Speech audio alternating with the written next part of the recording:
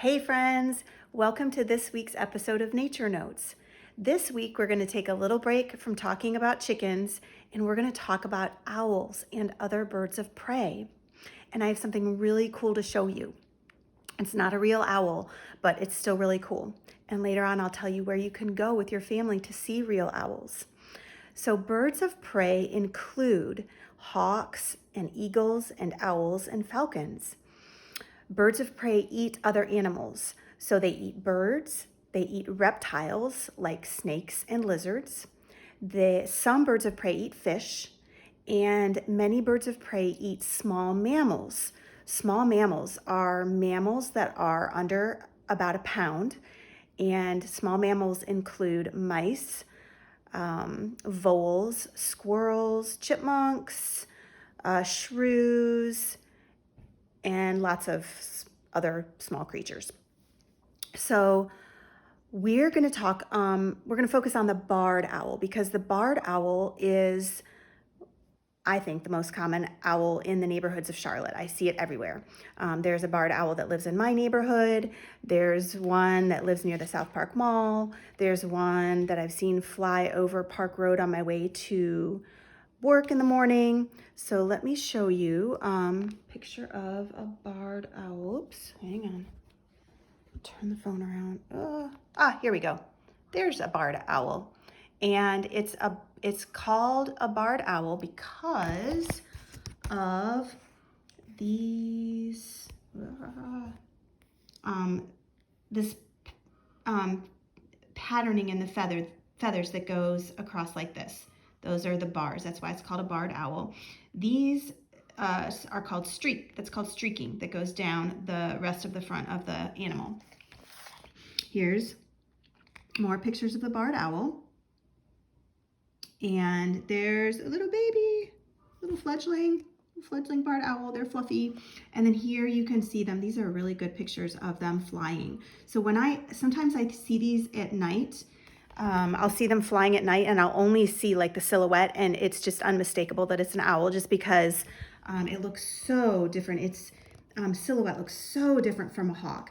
The wings are very rounded and this head is just bulbous and flattened.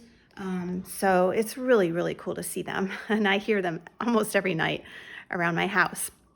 So owls mostly eat small mammals like mice, voles, and shrews. There are lots of different kinds of small mammals that live in forests and they live in fields, and they're a very important part of our ecosystem. So the barred owl that I was talking about is a very large owl, stands almost 2 feet tall, and they eat about 4 small mammals a night. So owls eat their prey whole. They eat it, just swallow it all at once. So just a whole mouse, right down the gullet. So, but they cannot digest the fur and the bones. Owls can only digest the soft body parts like muscles and other organs. So what happens to the fur and the bones? Well, in the gizzard, that really special part of the stomach that we've talked about that birds have, in the gizzard, the fur and the bones are packed into a little pellet, and it's called an owl pellet, and then the owl barfs it up. Yes, that's what happens. The owl just throws it up, barfs it up. And I have one right here. Let's see. I have one here. This is an owl pellet. I hope you can see it. And there we go. It's very soft. And you can see it has a lot of hair in it. And it doesn't smell at all. I found this one at my friend's farm. They live, it kind of looks like a farm, but they just live in the country. They live near Chapel Hill, and there's lots of beautiful fields and forests and a pond. And I found that owl pellet right at the edge of the pond, which I thought was a little strange because there weren't any large trees around. And I've always heard that usually you find them under large trees where owls roost. But anyway, so we are going to see what is inside this owl pellet. This is so exciting. Okay, so let me get rid of these and get organized here. I showed you that. All right, here we go. We're going to set this up here. Uh-oh. There we go. All right, so you can see that when I took this owl pellet out of the bag, we already have one bone fragment right here. We have lots of pieces of hair, and we are just gonna start pulling this apart. I'm gonna use my, let's see, I wanna make sure you can see it really good. I'm just gonna use my fingers. I'm gonna start pulling. Wow, it's so soft. So this is fur from a small mammal. I'll put the fur up here. I wonder what kinds of things we're gonna find in here. Whoa, lots and lots of fur. It's very densely packed. And it's so soft, so fine. I'm sure you can see it. Whoa, here's a big bone. Oh my gosh, what is this? Ooh, lots of bones. Whoops, sorry, I gotta hold it down so you can see it. Ooh, there's, oh wow. Let's see. It looks like that's part of the skull. We might identify the bones a little bit later. These, it looks like a vertebrae. Sorry, I gotta make sure you can see. Lots and lots of bone fragments. Okay, I don't really see. Ooh, what's this? Oh, what is that? I think that,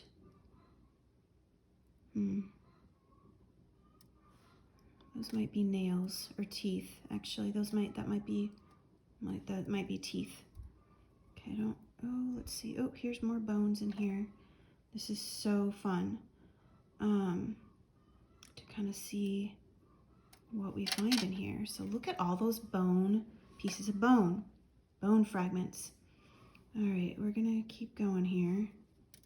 Another little piece. Oh, here's a big piece of bone. Okay.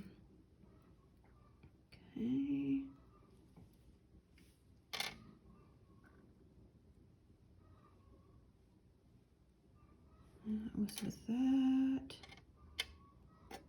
That looks like that could be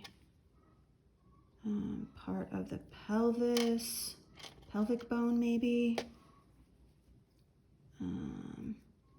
Ooh, what's this? Oh, that's just a piece of plant matter right there. Oh my gosh, I don't know if you can hear the chickens. They are making the biggest racket right now. They must be laying some eggs. That's another pretty big bone fragment.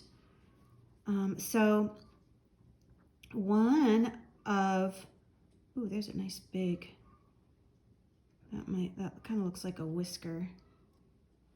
While I'm sifting through this, getting out pieces of bone, I'm going to talk to you about things that you can do at home related to this video.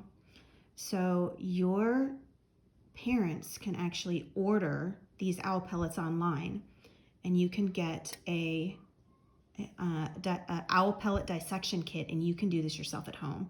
Whoa, what do you think that is? That is very sharp. That's looking like a tooth to me. Okay. The chickens are making such a racket. Okay, whoa, here's giant piece of bone right here. Ooh, look at that piece of fur that was like right in there.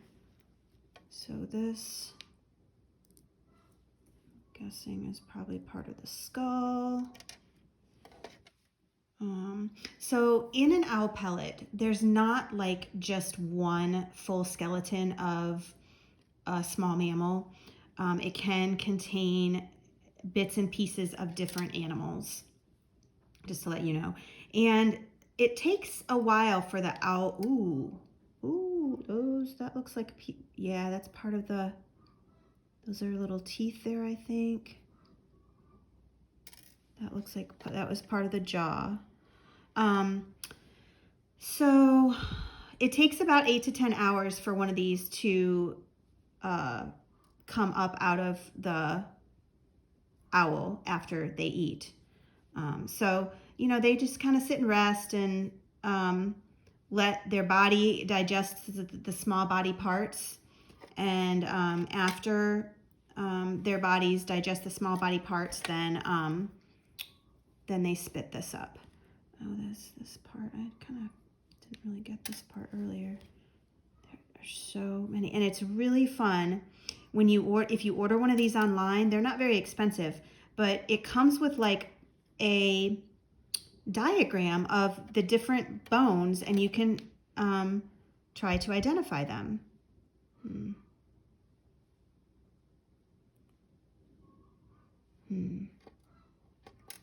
That looks like part of the jaw as well, because it had little holes where teeth might go. All right, so this part, what else are we gonna find? I think that's mostly fur, so I'm gonna put that up there. My fur depository area. More fur. These bone fragments are pretty broken up. I'm not getting any nice big full bones.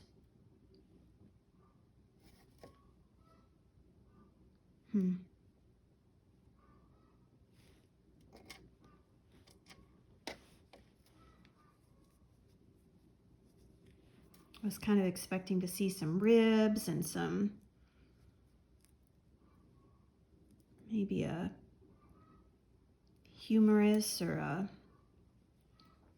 tibia. Oh, look at this. What do you think this is? Believe it or not, this is a tooth. This is a tooth, and this tells me that this owl ate a meadow vole, because that is the tooth of a meadow vole. Let me write that down so you can see what that is. Meadow vole. Meadow vole. Vole. So that's a vole is a type of small mammal. All right, let's see what else we got in here. I think we're gonna have some more interesting things. All right, so that is so exciting. I guess I could put fur down there too. All right, what else do we have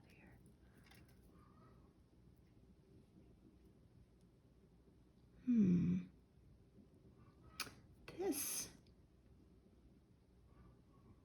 Wow, that looks like part of the skull of a shrew. It's tiny. And I think I saw the one part that I thought was, I thought I saw some shrew jaw pieces in there too. So shrews are much tinier than voles. So a vole, let's see, a vole is very similar to a mouse.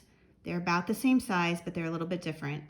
Voles are stockier, they have shorter tails, and they have smaller ears and larger eyes. And their tails have fur. Mouse tails are longer. Mouse tails don't have much fur, and mouse ears are much bigger.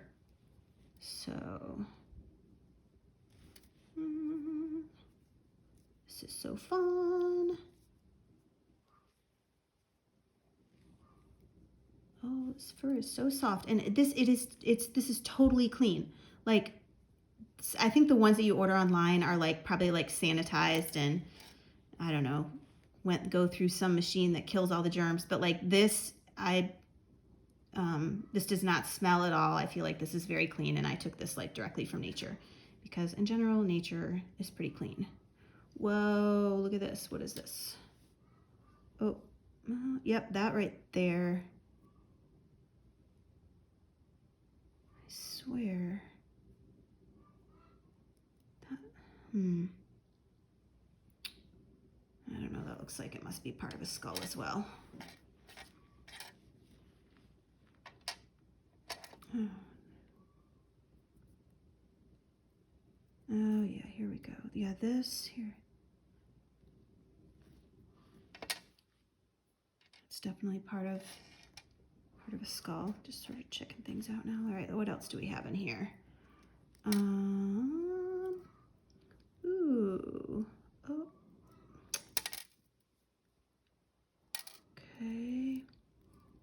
All right, I think this is another piece of skull.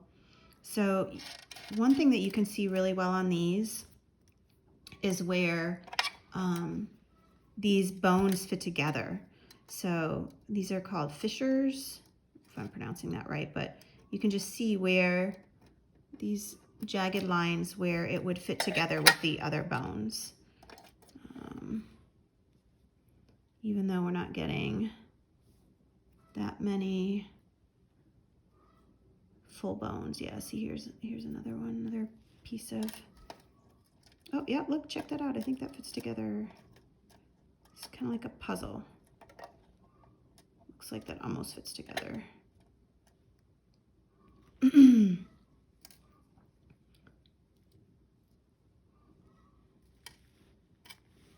wonder what else we're gonna find in this owl pellet. We're almost towards the end of it. We've gone through all that. Actually, while, oh, there's another piece of plant matter.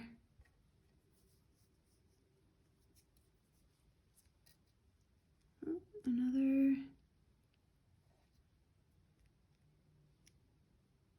piece of skull. Ooh, I feel something really big right here. Like maybe like a whole skull.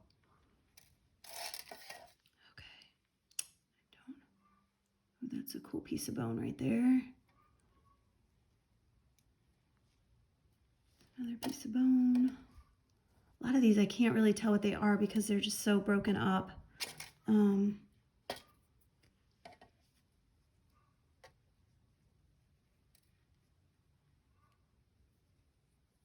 trying to be really careful with this because these bones are very fragile, and this kind of feels like it might be it might be a skull.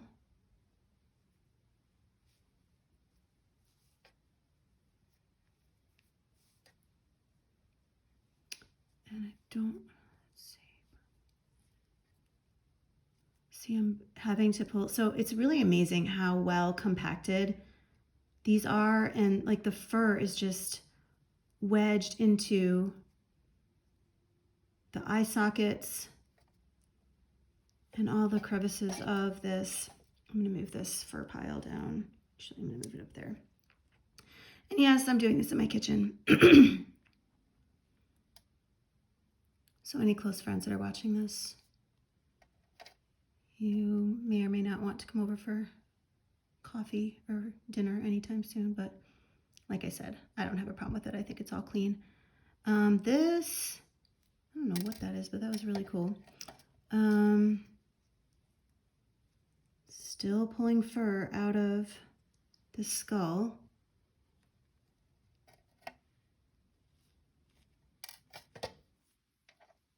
I'm gonna take off my jacket. Okay.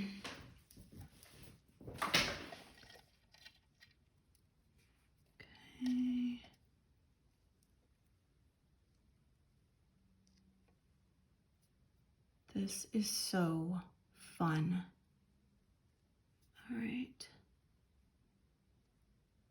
If you like science and nature like I do, this is like the best thing ever.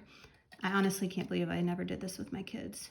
I think I didn't know that you could order these online.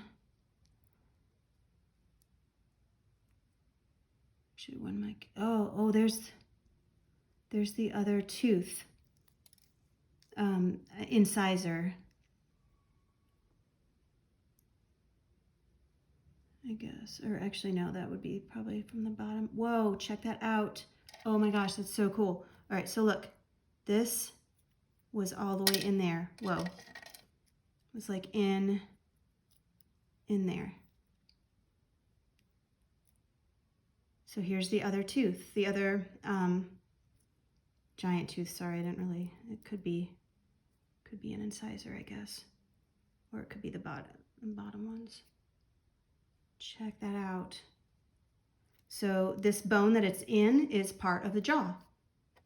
All right, let's see what else we have here.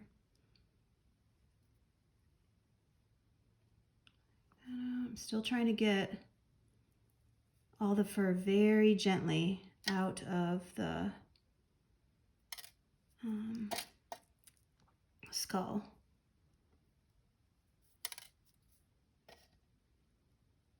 Maybe. Well, it's not as much of a skull as I thought, but at least it's a pretty big chunk. So this was a pretty, yeah, voles are pretty big. This is,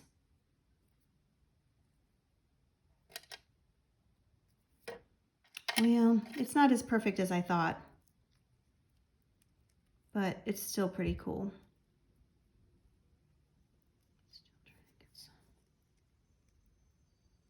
Some more bones packed in there.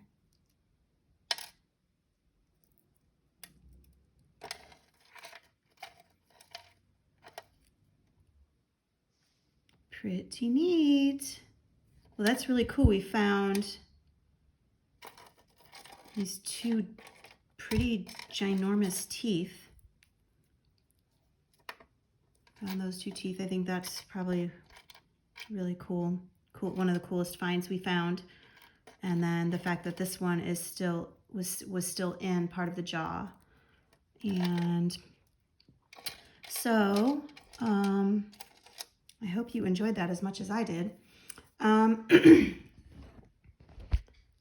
Oops. Hey, I'm back. So the place where you can go find and go look at real owls and other birds of prey is called the Carolina Raptor Center. Let me show you what that is called. The Carolina Raptor Center. I recommend that all of you go there with your families. You should take your moms and dads there because it is the coolest place ever. There's just a small little nature trail through the woods. It's about 3/4 of a mile long, and you walk through the woods, and they have birds of prey in large cages in the woods. And these are birds of prey that have been injured and that aren't able to survive in the wild on their own.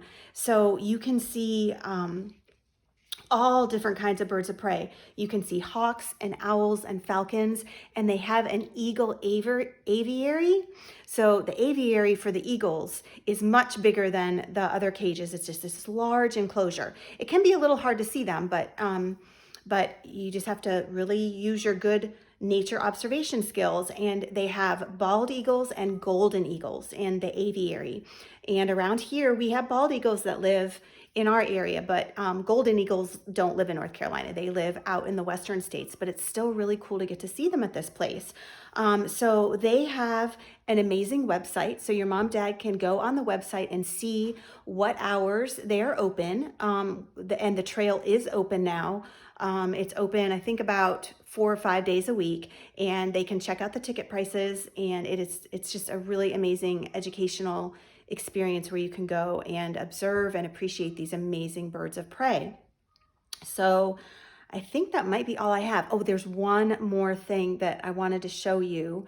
Well, a couple really. I want to brag about my chickens and show you some of the eggs that they've laid, because they are laying beautiful eggs right now. I love these bluish greenish ones. They're so pretty, and they're delicious too. And I share them with my neighbors.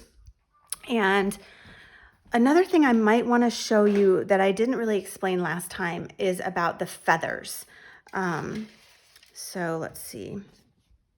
I kind of left you hanging last time about, I told you that people got the idea of Velcro from feathers. And I didn't really explain how that is, but see how when I'm pulling on this, it'll stay together unless I pull really hard and it comes apart.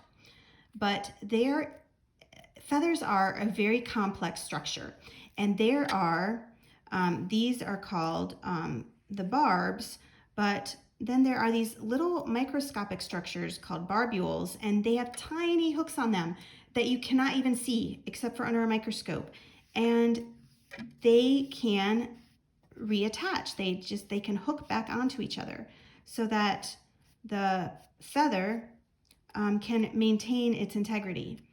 And so this feather is a little bit damaged, but that's what birds do when they preen. They have to keep these feathers intact so that it maintains the waterproofing that keeps them warm and dry, because birds don't get to live in nice warm and dry houses like we do. They live out in the elements. They live out in the cold. They live out in the rain. And so birds and other animals have these amazing coverings that keep them dry and warm. So anyway, I think that's all I have for today. Have a great rest of your week, and I will see you next time for Nature Notes. Bye.